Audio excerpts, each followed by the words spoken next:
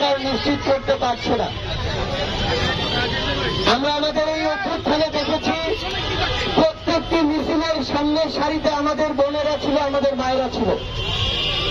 আমরা আমাদের এই অভ্যুত্থানে যখন আমাদের মিছিলের সামনের সারিতে 100 জন বোন দাঁড়িয়ে যেত, সেটা আমাদেরকে কয়েক হাজার ভাইয়ের চেয়ে বেশি মনোবল এবং সাহস দিত।